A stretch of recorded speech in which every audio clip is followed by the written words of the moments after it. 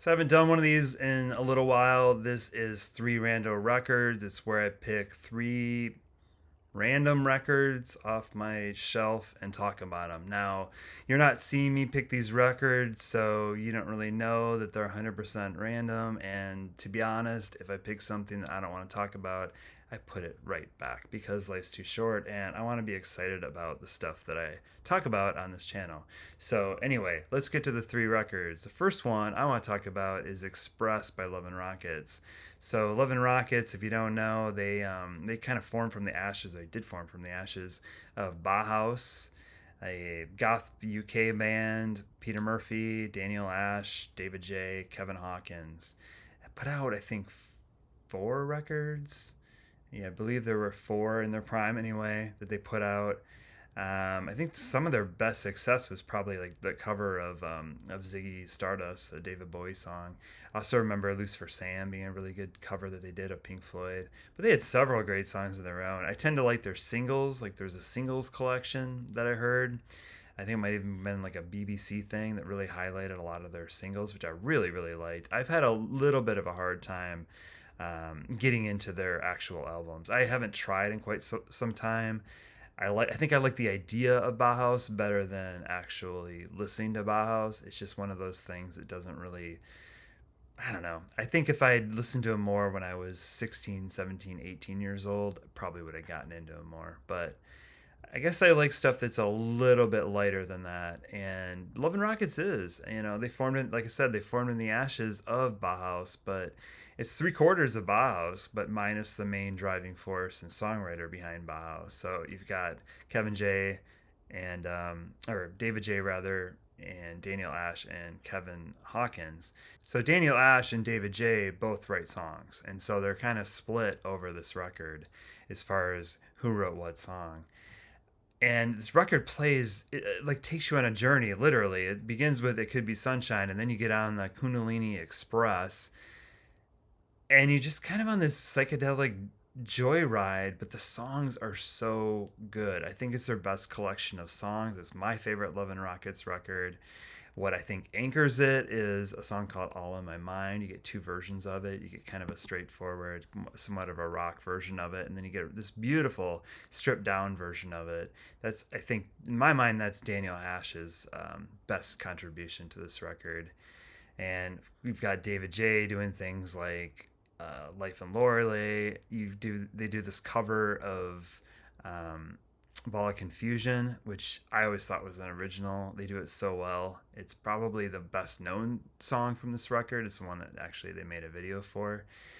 American Dream is the way that they end it, and it's a pretty short record. I don't think it's probably like more than 40 minutes, but it takes you on this nice journey. And I guess with the train metaphor of Kundalini Express and the title Express, I don't know, it just kind of works. It works for me. It's my favorite by far. I think there's other good Love and Rockets records, but it's the one that I want to talk about. And if you haven't heard this record, I think it hasn't really aged, like a lot of records in a negative way, especially when people talk about 80s records. I find that most of the time when they talk about 80s records and 80s sound, they're talking about bands that were popular in the 60s and 70s and were at the mercy of producers that wanted to make them sound hip. I think a lot of bands that started in the 80s sound just totally fine. But this is a great record. It's Express by Love and Rockets. It came out in 1986. So the next record I want to talk about is a little different. It is Big Time by Angel Olsen. Angel Olsen has been really interesting to watch. Her first album came out probably, I'm guessing, like 2014-ish or 13. She came on my radar with an album called Burn Your Fire for No Witness. And that album is a little bit more like, I guess, indie. Beautiful, beautiful songs on it. Kind of put herself on the map. The other one that did it for me too was Phases. It was a collection of B-sides essentially, or songs that weren't used on records. And she did a really brilliant cover of Bruce Springsteen's Tougher Than the Rest. And there's just something about that album of Leftovers that I really liked myself, and it kind of made me a little bit of a fan. And I saw her shortly around that time, I know she had a new album out that was coming out called My Woman. So I guess it was still the tour behind, Burn Your Fire for No Witness. And I really liked her. I thought she was really great. It wasn't an exceptional performance, but it was a really good one. And I followed her since then, and I haven't always liked what she's done. She's gotten on kind of more of a pop kick, almost like a diva kind of kick, at least in the indie world. Um, all woman, or My Woman, and all mirrors, and then she had an album called Whole New Mess. But she took a turn on this one and got back to something that a style that I really like, which is more almost like classic country, or at least alt country, but just slower, um, beautiful, like timeless kind of record. And to me, it's I think it's their best record, and it's their most recent record. It came out in 2022. Just really good songwriting on it, really good production, really good packaging. This is a really nice one to get on vinyl. I mean, it is 2 discs and you're flipping a lot, but it sounds really good. The whole thing's put together really nicely. It's one of those vinyl records that you buy and you don't regret it, because you're getting, lyrics and really nice packaging, quality. Is in it in every step. So it's really nice to put on late at night. It's also a good Sunday morning record. But I'm curious where she'll go from here. But I really, really like this record, Big Time by Angel Olsen. Okay, so what do we have next? Our third record, final record for today, is Cheap Trick in Color. I love Cheap Trick. One of the things I miss about living in Minneapolis is, or the Midwest, I guess I should say, is I don't get to see Cheap Trick. It's like Cheap Trick used to play a lot. I mean, I saw them at different kind of Taste of Minnesota, or fairs, or big block party type things.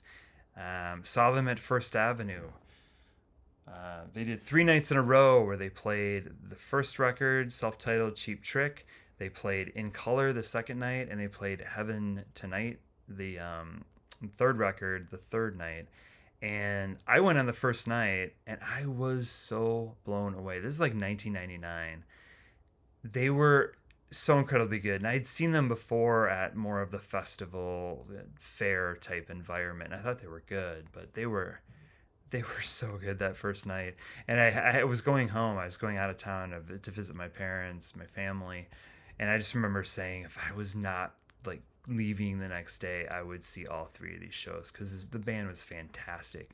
And they have surprised me. I mean, I have seen them, I don't know, 10 times, and about over half the times have been some of the best rock and roll shows. Other times it's like they're doing the fair thing, or they're doing like a mass audience thing, and they're a little different. And I would imagine them, and they're opening up for people, they're maybe that way. But you see them, their own show, you're paying to get in, and you're seeing Cheap Trick. They are a fine-tuned rock and roll band. Robin Zander's voice hasn't changed at all. They're fun. Their songs are so good. They remind you how good their songs are when you see them live. This album was their second record, Cheap Trick in Color. I think it came out in like 1977-ish. Probably should have checked that. This album sometimes gets the tag of being like overproduced or not produced right.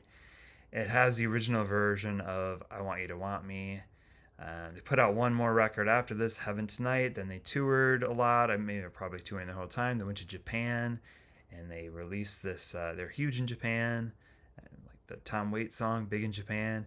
And they released a Japan-only live album called At Budokan. Well, we know the rest of the story. DJs here in the United States wanted it. They were playing it. Elektra eventually decided to release that record here. And a lot of those songs that are on At Budokan were originally on In Color. And it renders In Color somewhat obsolete, which is interesting, because like 90% of the songs form the basic set for the album that would become At Budokan.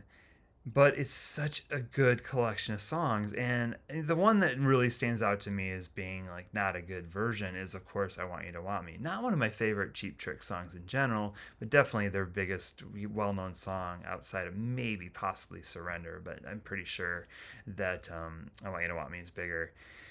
But it's still such a great album. It begins with Hello There, Big Eyes, Downed, um, Strikes 10, Southern Girls. It's just fun record that only Cheap Trick could make. And those early albums, this one, self-titled Cheap Trick, Heaven Tonight, Dream Police, just full of such good songs that Rick Nielsen primarily wrote when they were just playing, in bars for a couple years before anything happened as far as record labels go. And the songs have a lot of humor to them, and they're fun. Like I said, they're fun. Like some bands are just fun. There aren't enough bands, I think, that are fun but also write really really great songs you can keep coming back to. Cheap Trick's one of them. This is one of their better records. Although, like I said, it can be a tad bit overproduced, and a lot of people would look at the track list and go, I'll just put on at Budokan. But Play in Color, it's a brilliant record as well. Another thing that's interesting about this record is that supposedly, and I think there might have been, I don't know if tapes ever leaked, but around the time that Cheap Trick released a self-titled version of an album called Cheap Trick, that's not to be confused with their first album, Cheap Trick. It's like 1997. It was on Red Ant, an indie label, and it's kind of a back to basics Cheap Trick record, and it was really really good. They also did some recordings with Steve Albini. Some of those songs I think on that self-titled one were recorded with him. I'd have to check, but they also supposedly re-recorded in color the whole thing with Steve Albini. Now, those tapes have never seen the light, at least not an official release. I'm super curious if that'll ever happen. If the fact that he passed away and his estate's in other hands, if for some reason he was vetoing it or Cheap Trick were, if maybe now it would be a nice tribute to him or show how the work they did with Cheap Trick. I don't know. I always wonder what Cheap Trick's next move is going to be, but that would be super interesting to hear that come out, maybe on a deluxe edition of a reissue of In Color or something. But this album In Color is definitely worth checking out. I just love the way that they toyed with the pretty boys on the front and the like not so the goofy ones on the back too. And this is a great example. You have Robin Zander and Tom Peterson on the cover. They got their sunglasses on. I'm sure either on their head or rusty on their head or on their face. Looking like coolest guys from the 70s and their motorcycles. And then you flip it over and you got these, they're more like mopeds, with Bunny Carlos and Rick Nielsen on the back. And they did that kind of treatment for quite a while. And then same here, you got the pretty boys and the weirdos. But that combination just totally makes this band too. I don't know, Cheap Trick. I think they're still underrated. But that's what I've got. 3 records, 3 great records, 3 quite different records, and spanning some decades too. We've got one from the 70s I just showed you. We've got one from the 80s with Love and Rockets, and we will have one from like 2 years ago with Angel Olsen. So thanks everyone. Leave some comments. Do you guys like these records? And also, I've been thinking, I know some other channels are doing this. I like the idea. If there's a record you want me to review, let me know. I was thinking about maybe doing that. Probably just stream it, and then maybe the criteria would be whether or not I'd buy it, but on vinyl. But anyway, I would love to have suggestions that way too. Thanks everyone.